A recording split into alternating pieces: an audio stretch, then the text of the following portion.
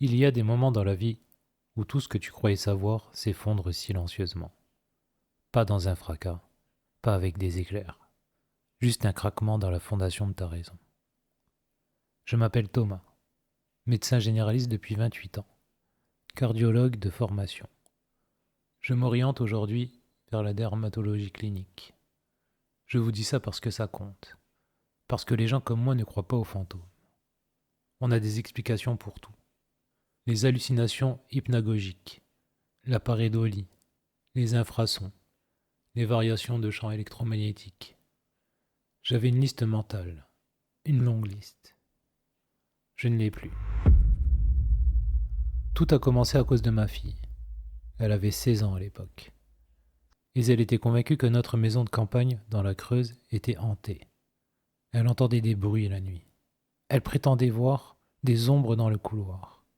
Moi, j'attribuais ça à une adolescente trop nourrie de séries américaines et à une imagination fertile. Alors j'ai décidé de la guérir de ça une bonne fois pour toutes. J'ai cherché délibérément l'endroit le plus réputé hanté de France. Ce que j'ai trouvé. Une vieille bâtisse du 19e siècle, dans un village reculé du Cantal. Un manoir à l'abandon, que quelqu'un venait de remettre en location pour des week-ends thématiques. L'annonce disait « Expérience paranormale garantie ou remboursée ». J'ai souri. Je savais exactement ce que j'allais y trouver. Des craquements de vieilles poutres, un propriétaire qui soigne l'ambiance, et ma fille, forcée d'admettre que tout ça n'était que du décor. Le samedi soir, vers 11h, elle est sortie de sa chambre et elle est venue s'asseoir en face de moi dans le couloir. Elle n'avait pas l'air effrayée. C'est ça qui m'a arrêté. Pas de larmes, pas de mise en scène d'adolescente, juste ce visage fermé, concentré, qu'elle a quand elle résout un problème de maths difficile. Elle m'a dit « Il y a quelqu'un dans ma chambre. Pas maintenant, avant. » Je lui ai demandé ce qu'elle voulait dire par « avant ». Elle a réfléchi un moment, puis, comme une image qui reste après qu'on ait fermé les yeux. Je suis entré dans sa chambre. J'ai tout vérifié. Les coins, sous le lit, derrière la porte, rien. L'air était normal. La température était normale. J'aurais pu lui expliquer la pareidolie, les hallucinations hypnagogiques, l'hyperactivité du cortex préfrontal adolescent en état de stress anticipatoire. J'avais les mots pour ça. Mais son visage n'était pas le visage de quelqu'un qui a eu peur. C'était le visage de quelqu'un qui a vu quelque chose. Cette nuit-là, j'ai dormi sans problème. Je n'ai rien entendu, rien ressenti. Le lendemain matin, le propriétaire nous a servi un café en souriant. Et j'ai cherché les fils, les projecteurs, les haut-parleurs dissimulés. Je n'ai rien trouvé de probant. On est rentré. Ma fille n'a plus jamais mentionné notre maison de campagne dans la Creuse. Ce week-end-là a changé quelque chose en moi. Quelque chose que je ne saurais pas formuler avec précision. Et pourtant, je suis médecin. La précision, c'est mon métier. Des années plus tard, mon ami Sébastien, ingénieur de formation, quelqu'un de plus rationnel que moi, si tant est que ce soit possible, et m'a dit qu'il avait repéré une propriété à vendre en ligne, dans l'Aveyron, une vieille maison avec une histoire. Une maison hantée, a-t-il précisé. Avec ce sourire légèrement gêné quand on dit quelque chose à laquelle on n'est pas tout à fait censé croire. 9 heures de route. On a passé les 9 heures à se demander ce qu'on faisait, à rire parfois, à nous traiter mutuellement d'idiots. Et puis on est arrivé. Je m'attendais à quelque chose d'oppressant, de lugubre, un de ces endroits qui semblent pensés pour faire peur. Ce n'était pas ça. C'était presque accueillant. De grandes fenêtres, des murs épais comme des bras ouverts. Un jardin qui avait dû être magnifique. Il y avait quelque chose dans cette maison qui ressemblait à une présence tranquille, pas menaçante, juste là. On l'a acheté 2 semaines plus tard.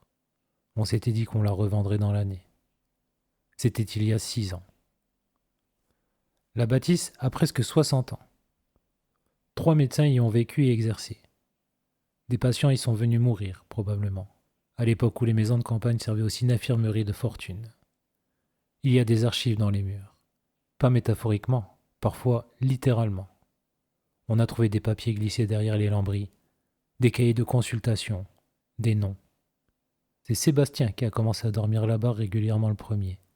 Moi, je venais le rejoindre pour les week-ends, et on passait nos nuits à noter les événements dans un carnet. Oui, un carnet, comme des scientifiques. La première fois que j'ai entendu quelque chose d'inexplicable, c'était un vendredi soir de décembre. 9 heures de route pour arriver après minuit, les bras chargés de sacs, épuisés. Ma femme, Hélène, était venue cette fois-là. Elle est infirmière. Elle est encore moins crédule que moi sur ces sujets. On s'était couché dans la chambre principale, au premier étage. Cette pièce avec de grandes portes de bois sombre qui, chaque fois que je la regardais la nuit, me rappelait quelque chose que je n'arrivais pas à nommer. Hélène avait laissé une veilleuse allumée. J'avais sombré presque immédiatement. Hélène, non. Elle était allongée dans le noir, les yeux ouverts, écoutant la maison respirer, quand ça a commencé. Des coups, pas des craquements, pas des grincements, des coups. 3, méthodiques, contre la porte. Elle m'a secoué l'épaule. Je me suis réveillé d'un seul coup, le cœur dans la gorge. Son visage à quelques centimètres du mien dans le noir, les yeux trop grands, un doigt posé sur ses lèvres. J'avais mon couteau suisse sous le matelas. J'avais eu ce réflexe idiot la première nuit, un vestige de quelque chose d'animal. Je me suis levé, j'ai ouvert la porte, le couloir était vide. J'ai vérifié toutes les pièces de l'étage, rien.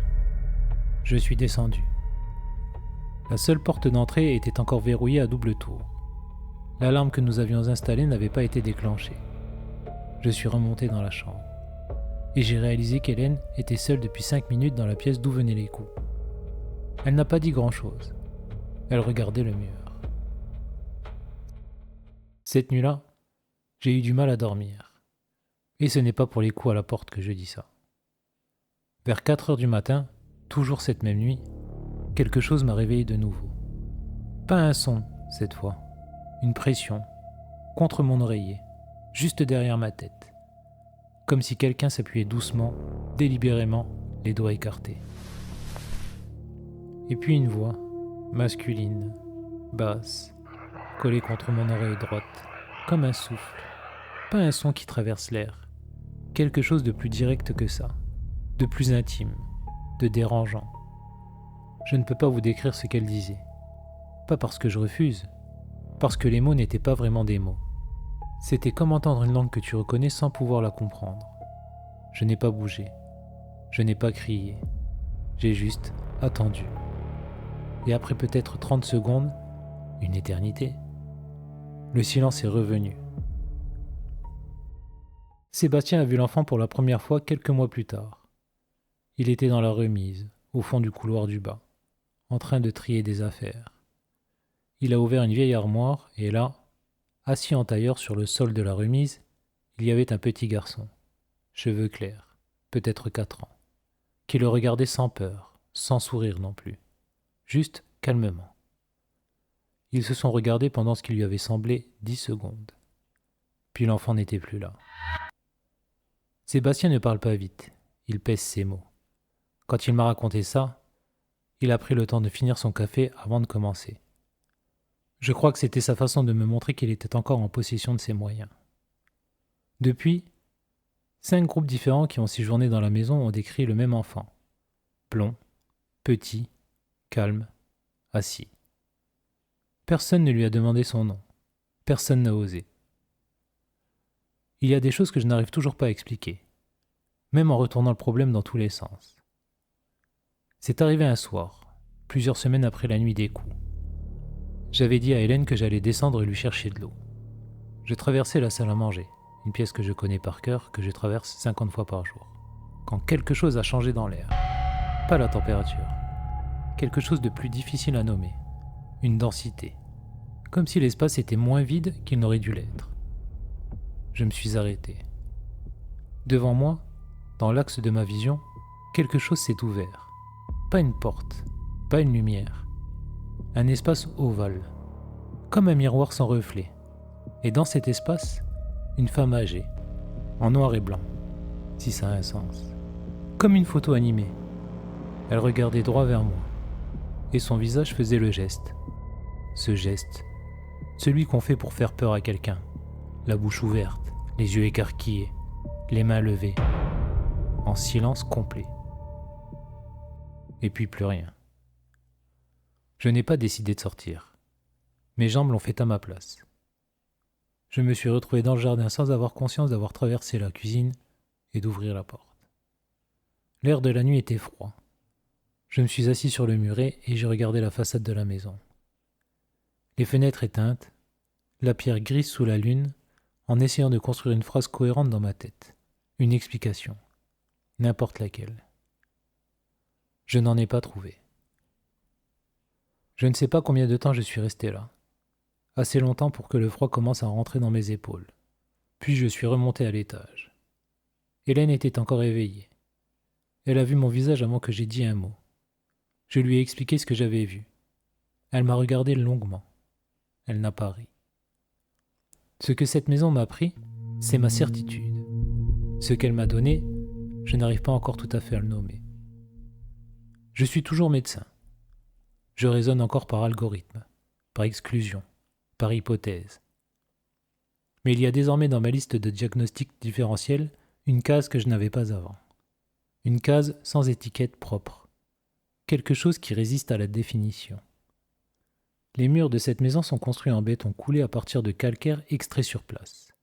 En dessous, des nappes phréatiques, des sources qui courent sous les fondations. 3 médecins y ont vécu. Des gens y sont morts, dans leurs bras, ou presque. Est-ce que cela explique quelque chose ? Je ne sais pas. Est-ce que ça change quelque chose à ce que j'ai vécu ? Non. La dernière fois que j'y suis allé, j'ai dormi seul dans la chambre du bas, celle qu'on appelle entre nous la zone neutre. Avant d'éteindre la lumière, j'ai dit à voix haute, un peu bêtement, « Si quelqu'un est là, restez dans la grande maison ce soir. Laissez-moi dormir. » J'ai très bien dormi.